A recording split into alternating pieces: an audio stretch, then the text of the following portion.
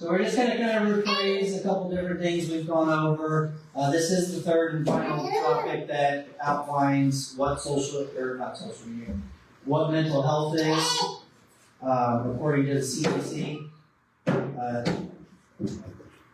So we're just going to go over the third and final topic, which is going to be social well-being. We're going to cover why it's a crucial aspect to maintain our mental health and overall achieving healthy behavior among our peers.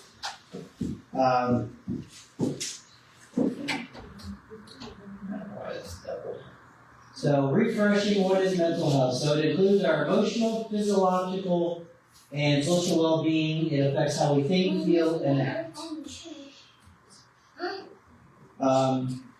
In all this, we're going over the importance of mental health in everyday life and over all three of the topics.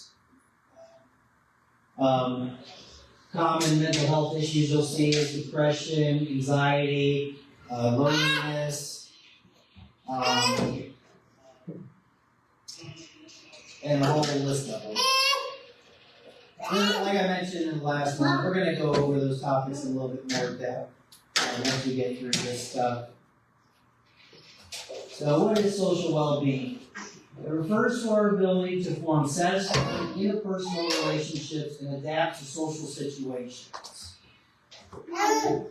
It is important for social connections and support. Different examples of social activities are going to be like clubs, group activities, social events, charity events, just different things like that. Stuff that has a gathering of people. Keegan. Okay. The different components of social well-being and how they define those. The first one's going to be social integration, and that's just the feeling that we have when we feel like we are part of the community, part of the group, don't necessarily feel isolated in what we're doing. A lot of people experience that feeling when they go to parties and such. Now, parties is not good for your mental health unless it's like a holiday party or a business party, or something that doesn't inspire addiction. The next one's going to be social acceptance, being accepted by others. Now, a lot of us have that issue. I know I personally took me a long time to get over that. I was always that person that showed up in the room, very socially awkward, very shy, very quiet. Come a long way since then. But I know a lot of people can relate to that one. That can be a defining factor on whether they choose to actually leave their house or not. Because they're not sure whether they're going to be accepted into the space they're coming to or not. Social contribution. Whenever the machine goes. There we go. Sorry for the delay. It's their project. Social contribution. Feeling that one's activities are valuable to society.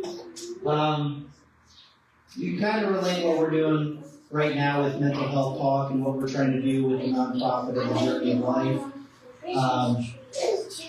We're trying to provide value to our communities, give them an outlet so that way they can feel comfortable and don't feel like they're going to be judged. I know that's a big issue with a lot of different counseling places, things like that. That's why we started doing this, so we can start helping to reduce that stigma, provide the value in the activities that we're doing for you guys, and overall create a healthy space for everybody to participate in. That is also why we have a social media group as well on Facebook, so that way we can help provide value to you guys whenever you guys decide to start coming, and you guys build, relationships with each other, connections, people you may have not met before, and now you're meeting through this. That gives you a safe, judge-free outlet to be able to still communicate with those people as well. Social actualization, whenever this loads, is the belief that society is evolving positively. So unfortunately, we do have statistics on it from 2019 and this year as well that outline the negative effects that is actually going on in our world right now. And through the nonprofit, we're hoping that eventually, on a global level, we can actually make that impact to do just this and evolve it in a positive way. There's obviously too much addiction going on, too many suicides, too much depression, things like that. And so right now, mental health has a really negative outlook. And so we want to change that. Social coherence, perception of the quality, organization, and operation of the social world. So again, kind of just something we're doing, providing you guys a quality organization, and then the nonprofit is going to kind of be your operation side of things, to provide you guys all the resources, environments, skill sets, confidence, all that stuff, so that way you guys feel your best selves. A little bit of data, and again, apologize for the delay. I'm not sure why this projection is being so slow today. So according to a study by the American Psychology Association, individuals with strong social connections are 50% more likely to live longer. Now, I know for some of you guys out there that are like, well, why would I want to live longer? Well, ultimately, if you've ever been to a different country, you'll better understand that America is a great place to be. We have a lot of freedom, a lot of opportunity, as long as you take the opportunity to indulge in that. Also, something that we'd like to, make a change for, provide people the confidence to take those opportunities, so that way we can all begin to start living life the way that life should be lived. And that should be time spent with yourself, your family, your kids, all that stuff, being able to go out there and see what the world has to offer. Not, stuck working for the rest of your life, living paycheck to paycheck, living your life through social media. Not a good way to do it. And it provides that negative attitude again to where you don't see a reason to live longer because you're not enjoying it. So, according to the Psychology Association, we start getting better at doing those kind of things. We'll have a higher chance of living longer and getting to see what this world is going to turn into. Who knows? They're starting to make autonomous cars. Maybe we'll get to all own a flying car. All right, so let's take a dive into some data and effects on not being socially involved has on us.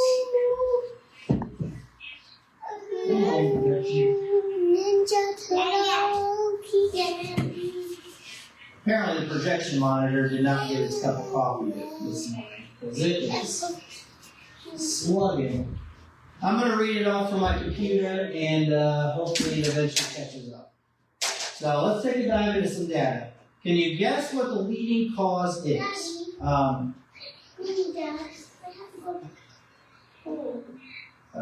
Bathroom is out there. But Mommy, no, I can't. It's right across the hall, buddy. Oh, but where's Mommy? I'm going to give you guys a couple seconds to kind of take your guesses in the comments. Okay. My wife is not in here at the moment, so I cannot see them. Mommy, no. So, what is going on with this thing today? What do you want? Hold on. Oh, I'm good. Pause it for a second. Maybe it's the Wi-Fi. Oh, no, it's coming. Okay.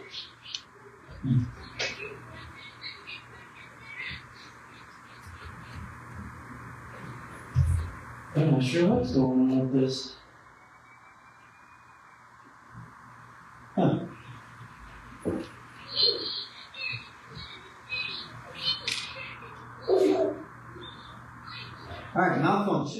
before I continue, let me shut this down. Oh, that's why I took off the screen sharing. Gotcha. Alright, so again, this is a little chart that we found on social well-being and the different things that define it. So let me get out of the way. So different things that not being socially involved can affect. So it can affect your finance dimensions, your work, the way you're living, work-life balance, which kind of what we talked about just a second ago, wanting to be able to get out there and actually be a part of the family. Your democracy stuff, security, which is why we end up having more crime. Environmental quality, people care less about themselves, so they care less about others and the environment they live around. Hence, more littering, more pollution, things like that. Your health, that's a pretty self-explanatory one. When we're depressed, down, lonely, that's the last thing we think about is taking care of our health. Indulge a little bit more on, eating chips, Netflix and chill. A lot more fast food, stuff that's more quick and convenient for us rather than beneficial to us. And then social connection, that's a great one. I was actually just at an event last night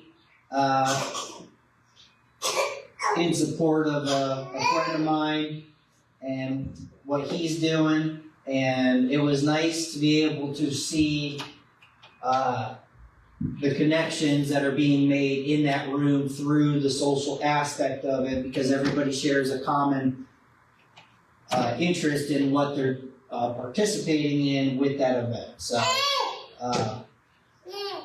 which ultimately at the end of the day holds each other accountable and gives everybody that inspiration that they can do it as well. If they see somebody else doing it, then they can do it too. Daddy. Well-being. I'm talking. Okay.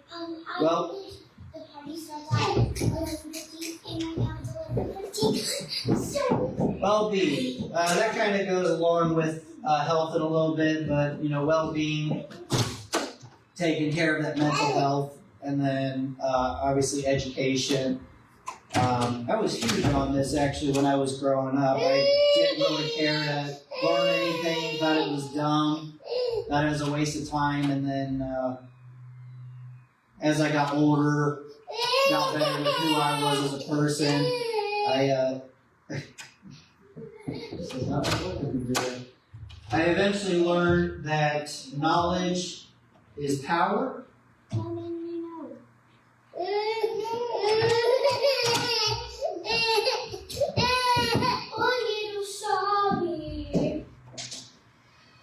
That knowledge is power, and it's actually a really good thing to constantly learn. And I'm sure you guys have now seen this because the machine can mess it up. But yes, leading cause is social media.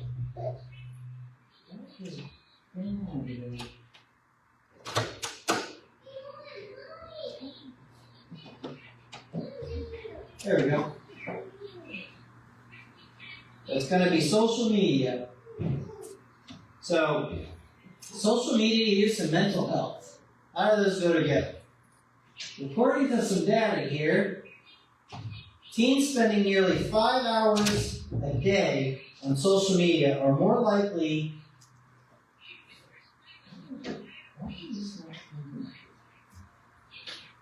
I apologize, guys. We didn't have this issue last time.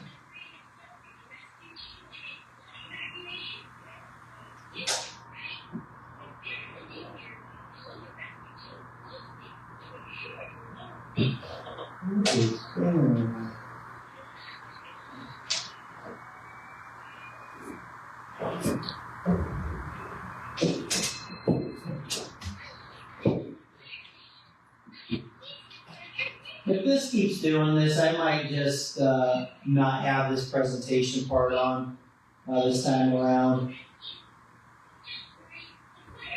And I'll just read it from my computer. Because I don't want to keep doing this to you guys. But rephrasing that, teens that spend nearly 5 hours a day on social media are more likely to rate their overall mental health as poor or very poor. 41% is very poor. Compared to those with lower social media use, high social media users are more likely to express suicidal intent or self-harm compared to low users. Why do you think that is? I can give you my opinion, and that's going to be most likely because of all the cyberbullying that we have. A lot of people posting pictures, making social media look like it's reality, but in return, it's actually not. Kind of reading the cover, but not reading the book type of thing.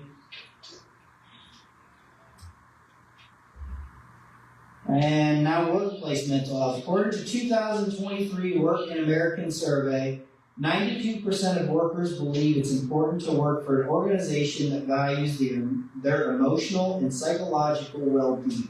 However, 77 reported experienced work-related stress in the past month. Now, for any of those that work a 9-to-5 job, this is probably really, really relevant to you guys. There are companies out there that promote wellness.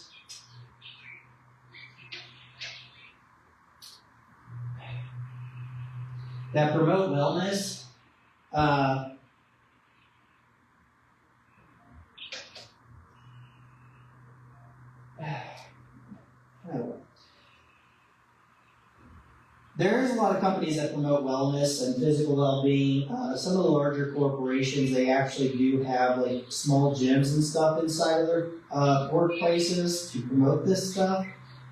But as we all know, especially when it comes to like fast food and warehouse and factory jobs and stuff, that's not the case. You have a very strict deadline that they always want you to be at. You're always having to run. You're always behind. They're always calling you for overtime. And so over long term, it creates a lot of stress. Next one's going to be parental influence. So strong parental relationships and monitoring significantly reduces the risk of mental health problems among teens, even those with high school social media. Now, a little hot topic here, but little hot topic here, but Kinsley, please, come back here. Unfortunately, nowadays, because we run the same cycle with how our parents had raised us and stuff, and so we run patterns of behavior, things like that, and so you end up living in the same hamster wheel as what you grew up with, and then in a sense try to make up for it in a negative way. Negative way being, a lot of people like to try and be best friends to their kids. They don't provide them structure. The kids that ultimately become the adults. And then you have those other situations for like low-income families where they don't have a choice to parent their kids. They're parented by whoever the babysitter is, and sometimes that's not always the best case. A lot of times those situations cause people to get into addiction. They cause unwanted sexual interactions, things like that, because their parents have to go out there and still make a living, and so they're kind of just forced to depend on the babysitter in the way that the babysitter's doing it. So the more that we can actually be there for our kids and actually provide that structure, organization, real life skills, things like that, then the better off that our kids are going to be, which ultimately the better off our communities are going to be. And then I'm going to try this one last time, and I know I keep saying it one last time, and I still keep doing it, but I really would like you guys to be able to see it.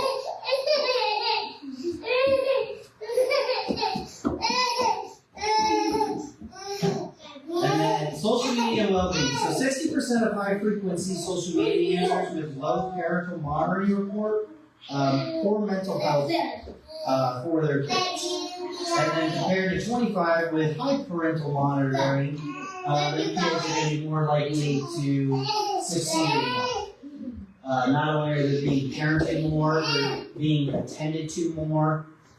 Usually those parents have some very strict guidelines on what they can and cannot do. For example, our oldest daughter, she struggles a lot with taking everything very realistic. Honey, she's trying to get into the bedroom.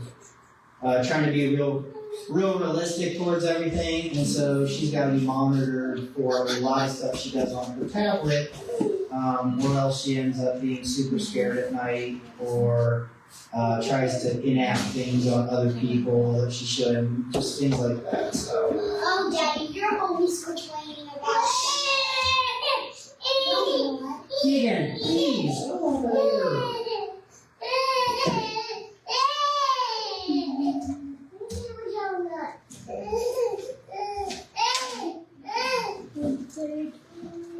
About 36% of Americans reported feeling serious loneliness, including 61% of being young adults 18 to 25, which is actually the primary age group that we are focusing on with our nonprofit. Now, people that are above that age, we want to also still provide resources and stuff for them, so that way they can succeed as well.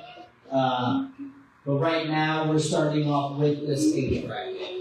But if you're older than that, don't hesitate. You can still be a part of all this because it'll eventually be all age brackets in a couple of years.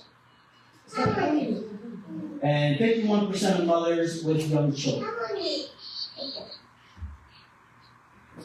Health consequences.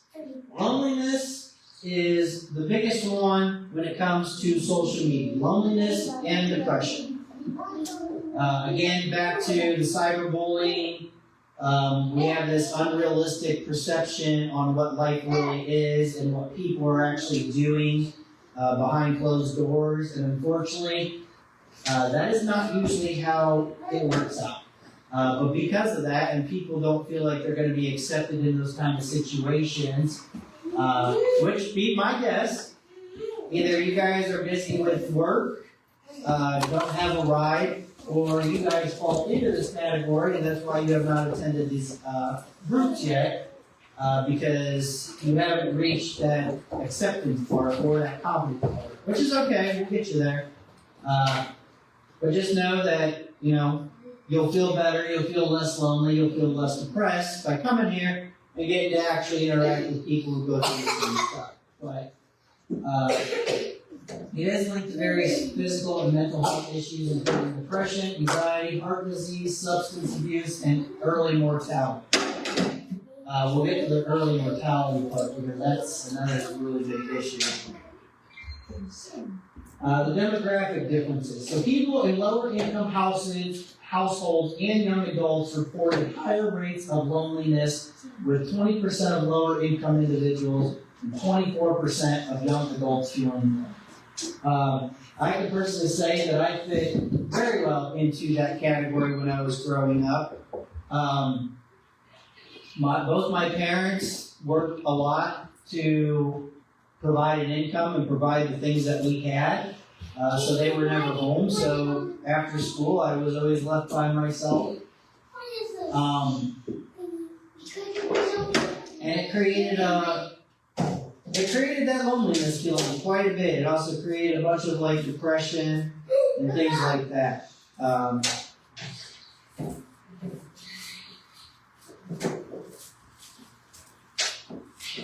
This thing is not working today.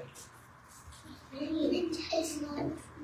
And so I would always sit there and scroll through my phone and sit here and wonder, I'd always sit there and wonder, why is no one talking to me? Why am I not being included? It just always provided that worrisome feeling, which ultimately created anger within me and depression. So,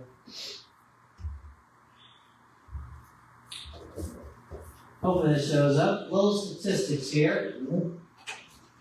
So, in 2024, they found out that 23% of adults experienced a mental health illness in the past year, equivalent to nearly 60 million Americans.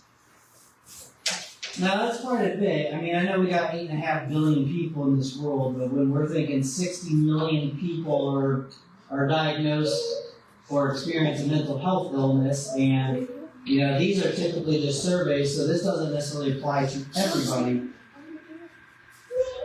5% being adults and 13% being the youth group reported experiencing serious thoughts of suicide. I know through my days of high school, I think we probably had close to 10 people in the 4 years that I went to high school commit suicide. Some of them I knew personally, and then there was a handful outside. They were into different addictions, suffered from mental health problems really badly, did horrible things to themselves. Guys, come on! No, you're not. You're drawing on the wall as well. In 2022, we had the highest number of deaths by suicide ever reported. Now, why do you think that is? It doesn't say it here, but my guess would be because of COVID. Everybody experienced being alone all the time, and as we were starting to break out of that and get back into societal norms, people weren't quite adjusting to that. That would be my guess. 1 in 5 youths had at least one major depression episode in the past year, and over half did not receive treatment. Nearly 3 million youth. Of those who did receive treatment, only 65% said it helped them. Now, the whole reason we're doing mental health talk and the nonprofit is to actually help lower these numbers. With the 65 saying that it did not help them, I know me personally, being in counseling, I've noticed a big issue, just kind of like doctors, that people get into the field and they don't actually care about their clientele. And so a lot of that reason is probably why this number is so high. I honestly, mental health, just kind of like healthcare, me personally, I do not believe that there should be a cost in protecting you as a physical being and being able to take care of yourself. I think that is really messed up that our healthcare and anything for mental health, you have to fork out an arm and a leg just to be able to take care of yourself.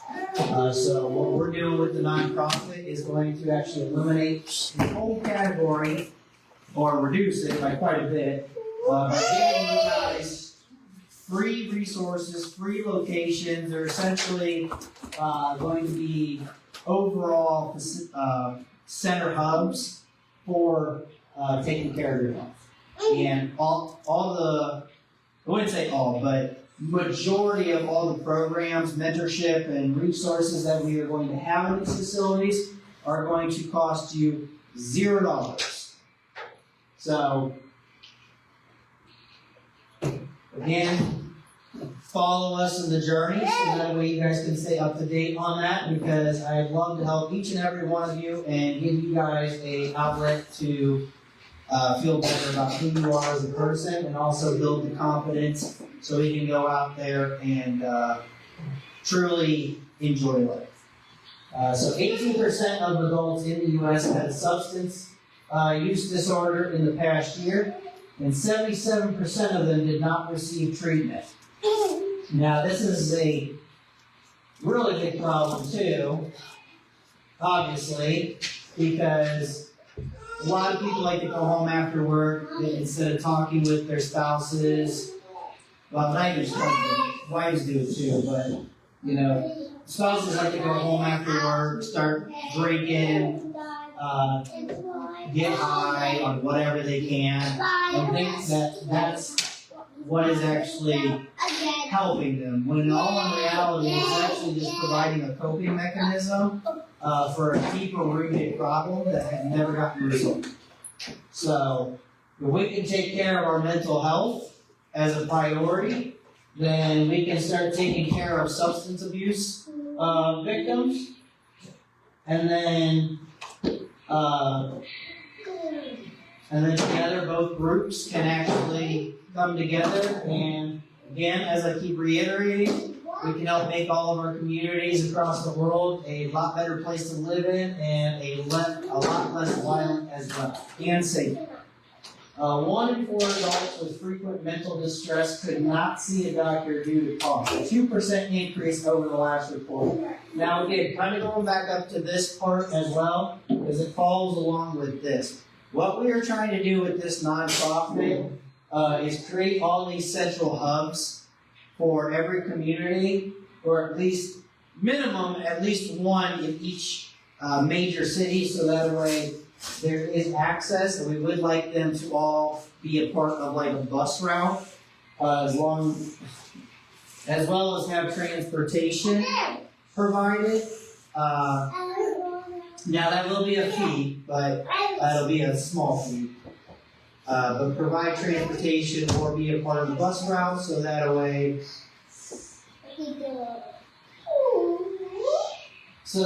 we can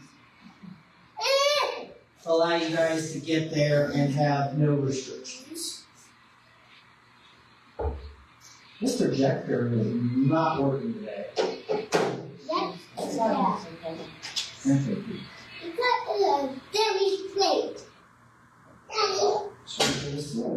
So the last 2 parts are going to be 10% of adults and 8.5% of you still have private insurance that does not cover mental health. Again, goes into the previous thing I was just mentioning, that for certain programs and services, we will still work with insurance companies to hopefully allow them to let people utilize their insurance to participate in some of the things. But for the general, most of the facility hubs that we're going to have, you will not have to worry about the insurance because there is going to be no cost. So, all salaries and funding and everything else is going to be all done through other revenue streams. Huh? Oh, okay.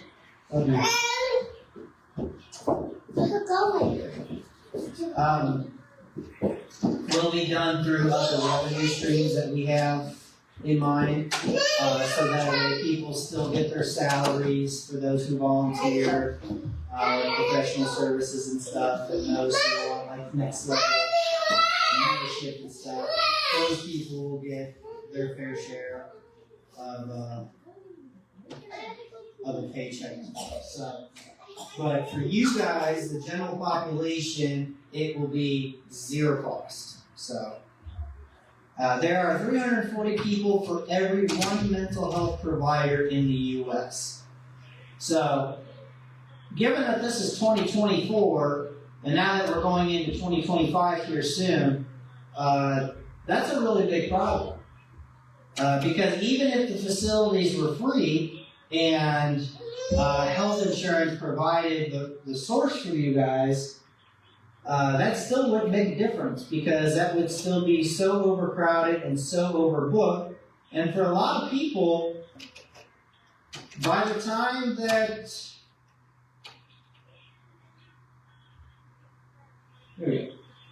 going to be this part down here, 340 people for every 1 provider.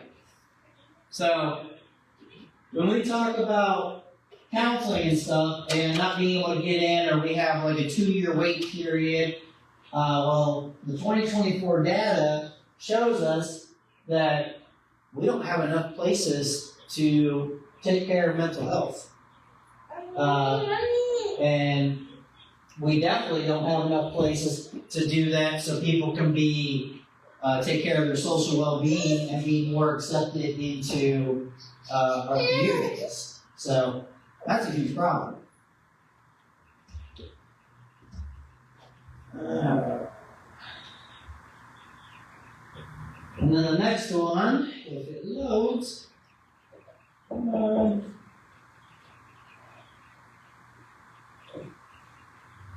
I think most of the presentation today has been waiting on this projector for you guys. So this is a study that was done in 2019 that they found out that suicide is the 10th leading cause in the death in the U.S. Now, to be in the top 10 of reasons to lose a life or lose a family member or lose a friend, that's a pretty big deal as well.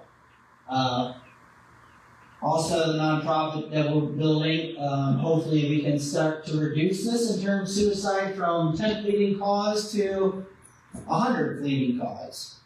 And make a big difference out of it. 1 of every 4 Americans experience an illness or substance use disorder each year. Again, that's quite a bit. So if you're sitting in your group of friends, at least 1 or 2 of them, depending on how big that group is, are prone to getting a mental health illness or being addicted to some kind of drug or alcohol.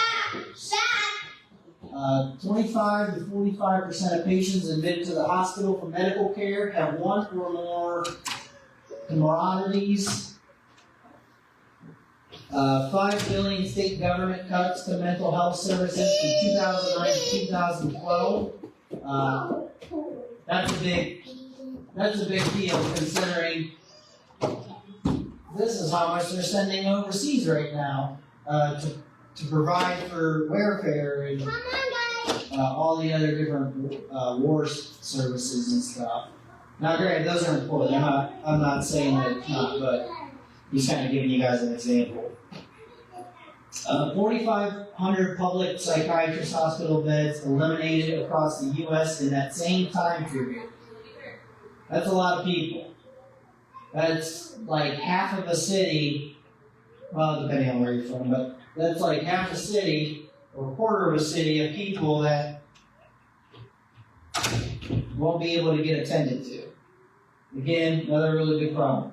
1 in 8 emergency departments visits in the United States are for treatment of mental health or substance use disorder. Again, that's a lot. So when you look around at the streets, 1 out of every 8 people that you count roughly is going to end up in the ER because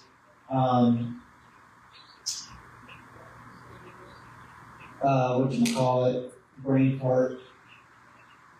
Because of substance use disorders, whether drug or alcohol, or because they tried to commit suicide, or went into, I can't think of the name, one of those episodes, like schizophrenia episodes or something.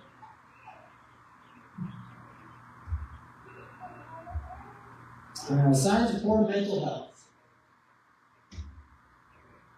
Persistent sadness or anxiety. A lot of people will define this as if you're constantly sleeping all the time and you don't ever want to get up or do anything, that's going to be a sure-tell sign as well. Withdrawal from friends and activities kind of goes a little bit with what I just said. Changes in eating or sleeping patterns. And then the big one. Signs social media is affecting your mental health, which goes into the social well-being because you withdraw from friends and activities. So it distracts you from work. We've all, me included, have had that happen. Something on Facebook or a text message or something comes up, intrigues your interest, and then you're like, gotta look at it. Use it to escape bad emotions. So people start scrolling through, living other people's lives, things like that. That's a big one for those keyboard warriors that talk a lot of smack to people about anything and everything they can come up with. And if you actually meet them in person, they actually don't act like that. It's just another way of trying to fulfill something in their soul, but long term it actually is not doing anything, it's doing more damage to them, especially if they're not getting the reaction they're looking for. You spend more time online than with family and friends, that's a big one. I know in our household, we try to do a lot of no phones and no TV when we're eating dinner. We eat dinner as a family, talk about the day, talk about the kids' school day, actually get an understanding of what's going through our heads and things we could improve on or lessons that we can learn as far as like kids, what they did or didn't do right. Feelings of anxiety, depression, loneliness are spiking. That kind of relates with all of this.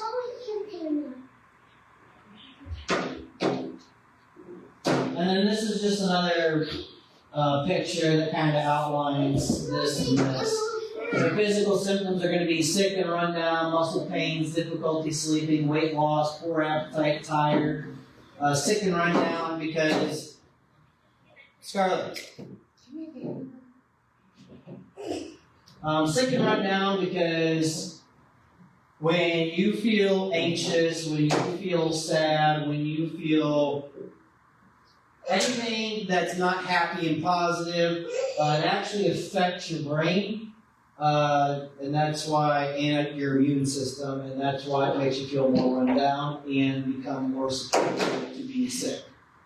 Muscle pains, difficulty sleeping, weight loss, same thing. All that, unless you have like insomnia or something, that's going to trigger like worrying feelings and FOMO and all that. And so a lot of people are like, gotta keep looking at the phone, gotta keep looking at the phone. Or they're just so depressed and all they did was sleep, and so now their body's circadian rhythm's all messed up. Same thing, you're going to sit in bed, you're not really wanting to cook you a meal, anything like that, so convenient, fast, usually all those foods are horrible for you, and will also make you very sick as well because of all the chemicals that they put into it. Behaviors: withdrawal from others, doesn't get things done, stops doing enjoyable activities, has difficulty concentrating, increased alcohol consumption. So again, mental health, lack of social well-being, leads to withdrawal and addiction. So all goes hand in hand. So if you don't take care of this first, these will become second. Or no, if you don't take care of this first, then these will become first. So it's important to put this first and these last, or never, depending on what they are. Thoughts. Nothing good ever happens to me. Life is not worth living. My future looks bleak. I'm worthless. It's my fault. I'm afraid. Etc. What? Yeah, that's it.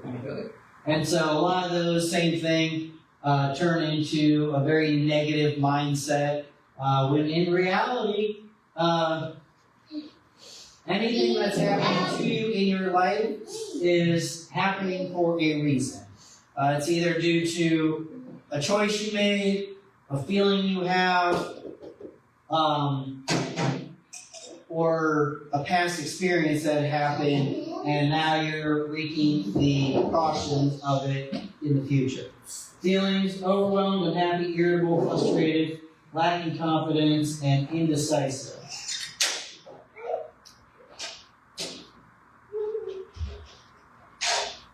Whoa. Honey, where's your phone? Oh, right here. See if anybody's saying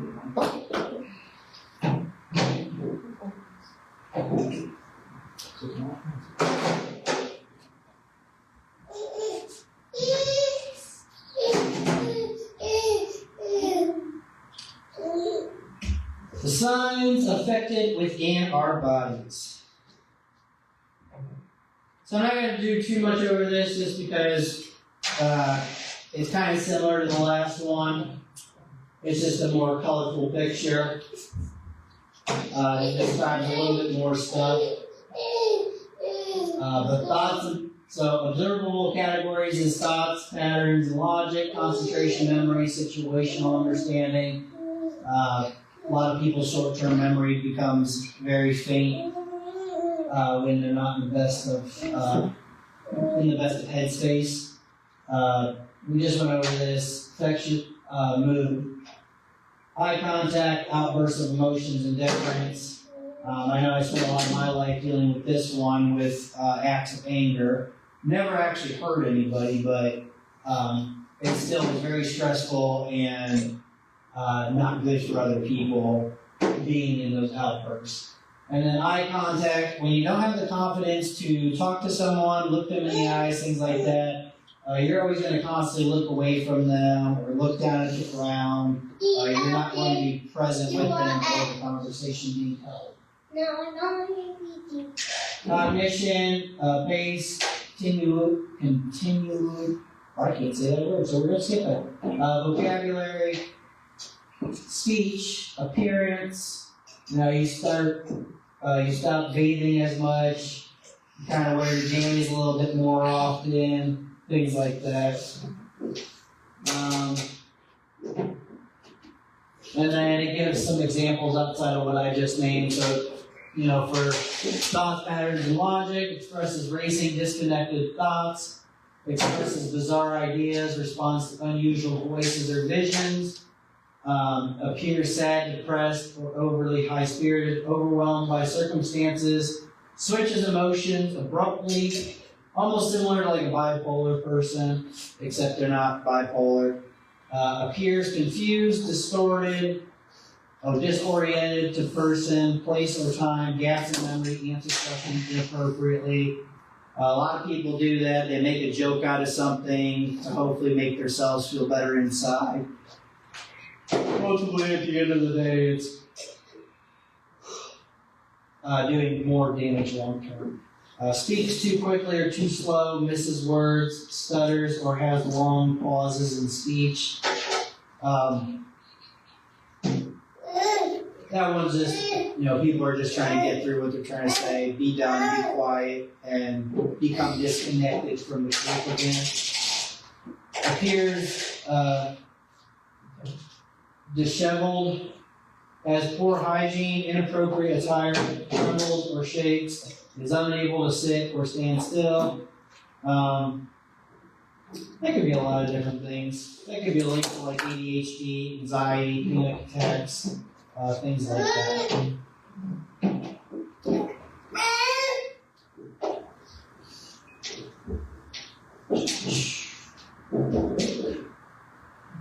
Strategies for improving the mental health, which I know a lot of it's just all mental health and not really on the topic of social well-being, but due to it being one of the things that define mental health, again, if it's not being taken care of, then your social well-being is not going to be taken care of, and so therefore you're going to be a very disconnected individual.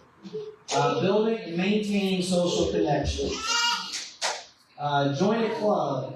Like, a lot of people like to join like cooking clubs, book clubs, sport clubs, things like that. Groups or community organizations to meet new people. Kind of like this one. Encourage you guys to come. Meet new people. We'd love to answer your guys' questions, anything you have. It's kind of harder to do on these live feeds if you guys are watching it from there. So we encourage you guys to come be a part of this group. The bigger we grow it, the more people that we can get connected to. Maintain regular contact with family and friends through calls, messages, or visits. Now this one's super important. If you have family, encourage you to at least once a month stay in contact with them. That was my biggest thing with my father, is we never really spoke because of his alcohol addiction, and so I never wanted to be present in his life. But I said once I got myself better, I wanted to rekindle our relationship just in case if anything were to happen, I don't have any of those regrets. And because obviously when you have regrets, you can't take them back. It's done and over with. It's just something you gotta live with. So I didn't want that. So I made the effort to maintain regular contact with my father, so that way we could rekindle that that relationship. And because I knew that getting out and doing stuff with him allowed him to drink less, I made sure that when we did do stuff, he was a part of any of my businesses, or he was a part of whatever me and my kids did. And that helped him a lot and brought him a lot of joy. He was always very intrigued by all the different things. So it does have a positive impact. And he would drink a lot less than he normally would.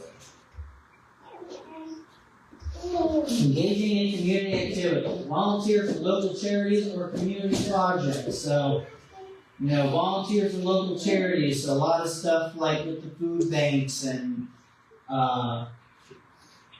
with it being the holidays right now, there's a lot of different holiday things that you can be a part of. Like Toys for Tots and things like that. Volunteer to be the saint or elf, doing things that bring joy to you. Community projects. I know a lot of Habitat for Humanity does things. As far as building homes and stuff, and they offer people to come participate, so that way they can teach people in the community how to do construction, things like that. So just get plugged in. Participate in local events and gatherings. This kind of goes a little bit with what I was just saying. Utilizing technology. So you can use video calling platforms to stay connected with distant friends and family.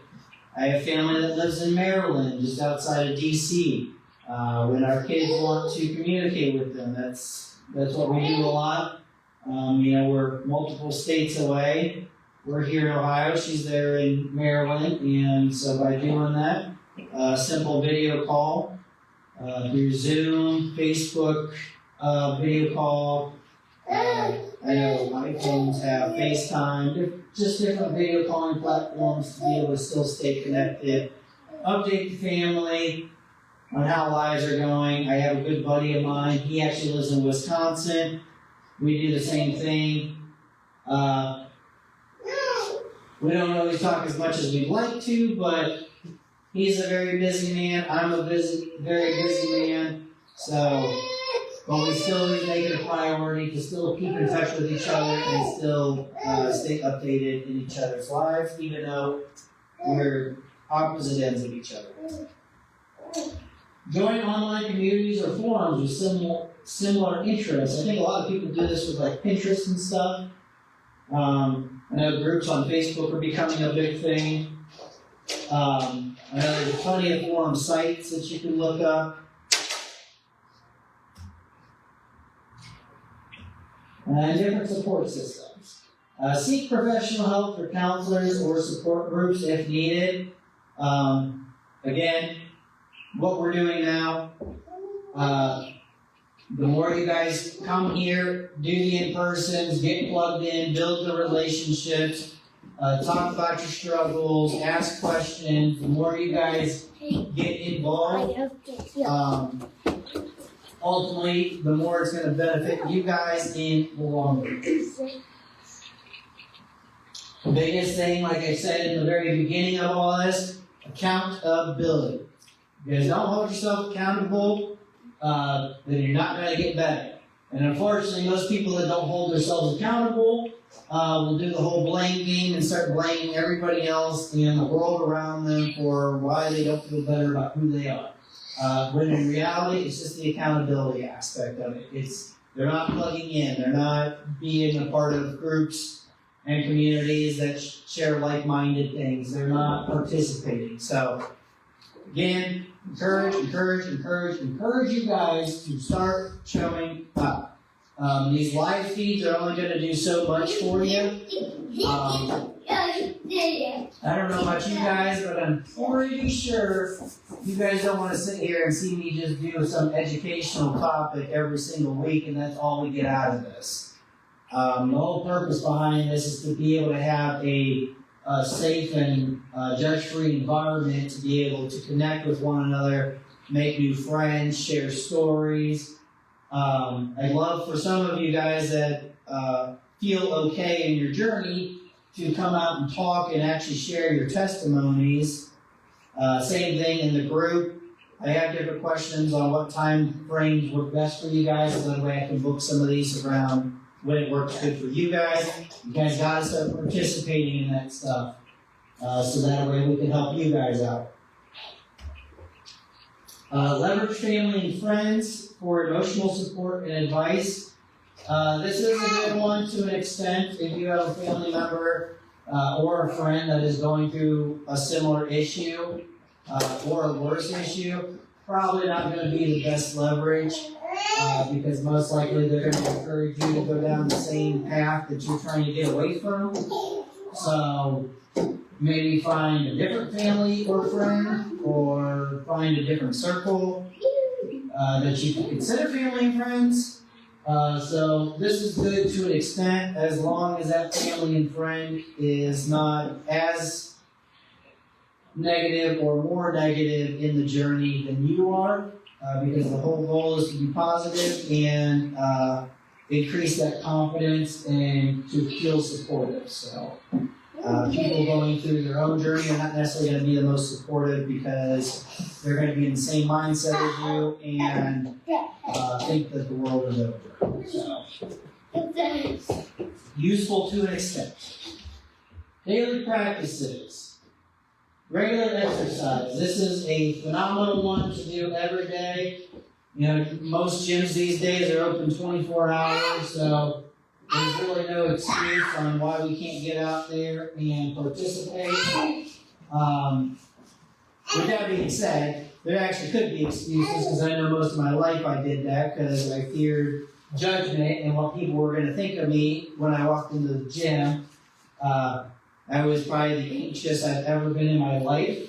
The first time I finally stepped foot into a gym, 20 some odd years into my life.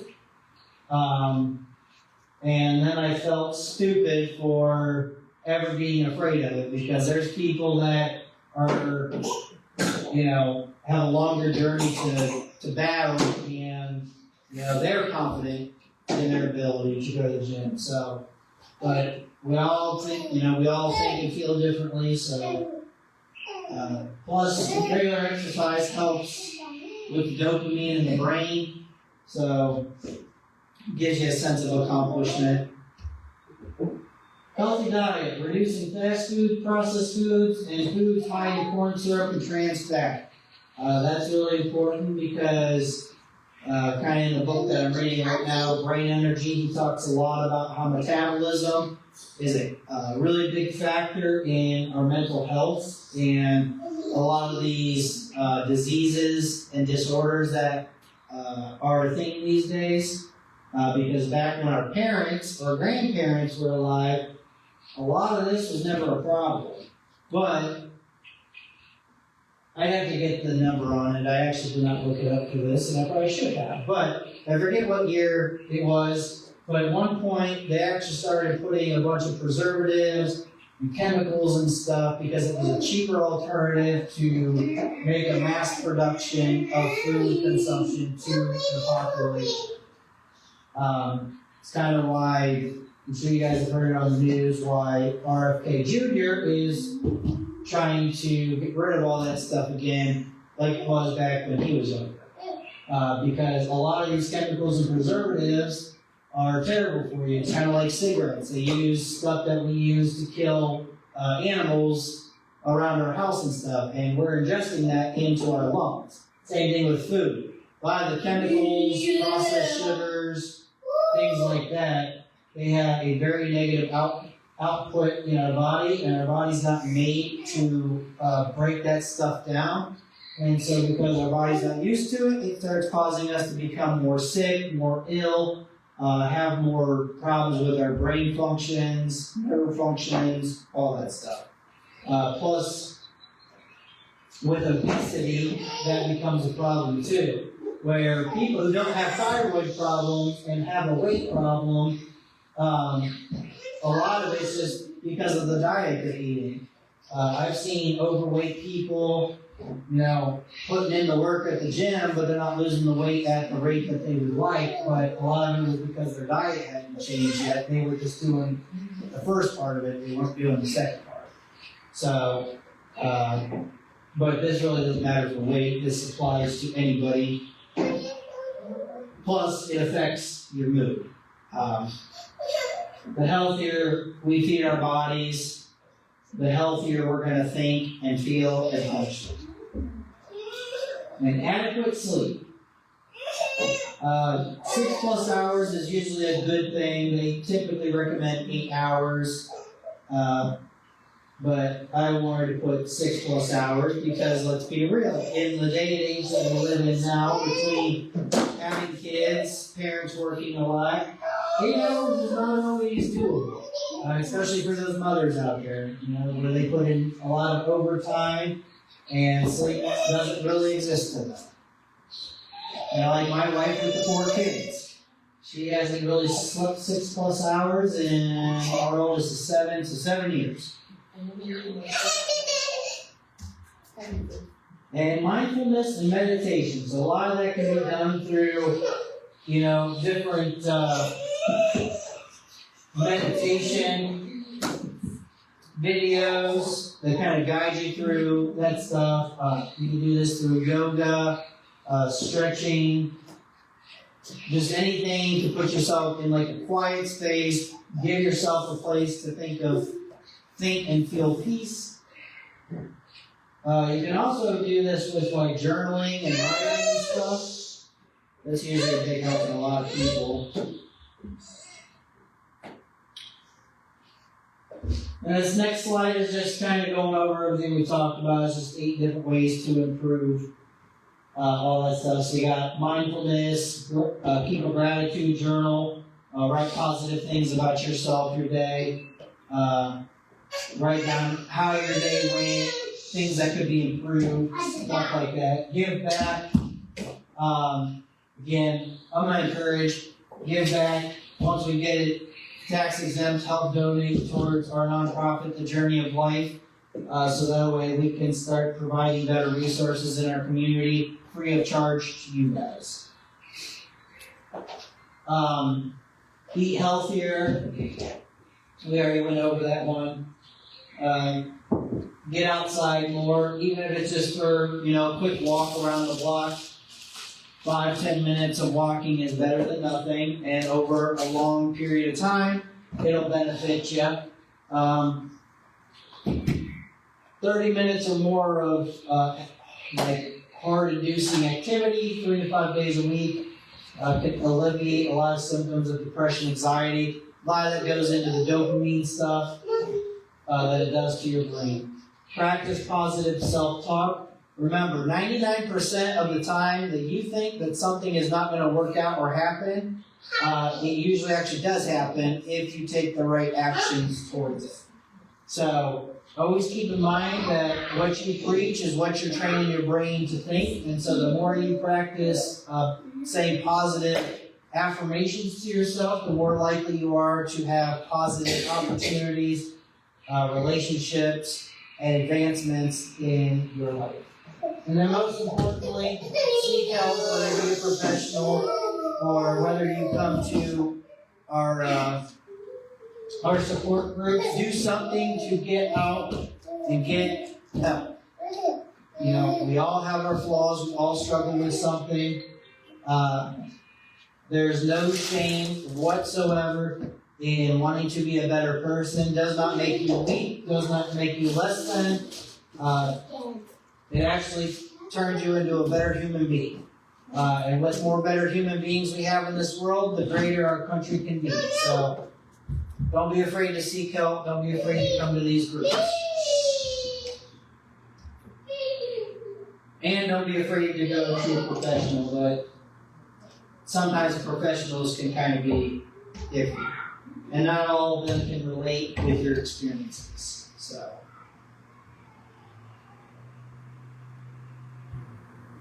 And actually, before I continue with this, I want to make a quick example. I had a counselor when I was going through a depression phase. I had to bring my daughter in one time, and she was just acting really, really bad. And so,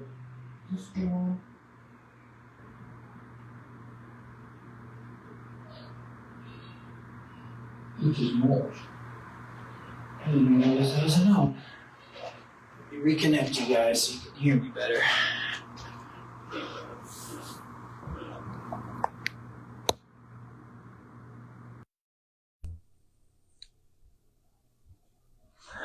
All right, hopefully you guys can hear me better now. But I want to make an example about that. I had a counselor one time, just like anybody else, we spanked their butt or put them in time. Counselor acted like she was a perfect saint, basically. She never had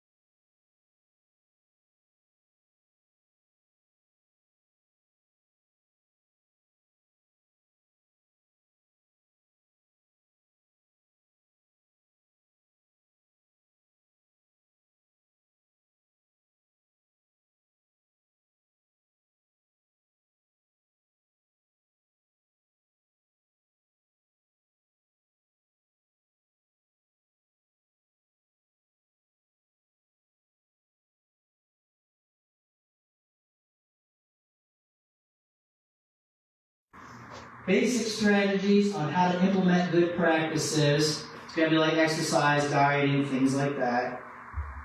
Social media with your cell phone stuff, you probably implement reduce by a half hour every single day or each and every week until you get to a reasonable time on the phone. You'll also notice that it'll help increase the productivity in your days, so you'll actually get to accomplish a lot more, whether that's at work or whether that's chores around the house. But you'll just notice, or even with family, but you'll notice that there'll be an increase in production overall. And then this wraps up the third and final main topic over mental health.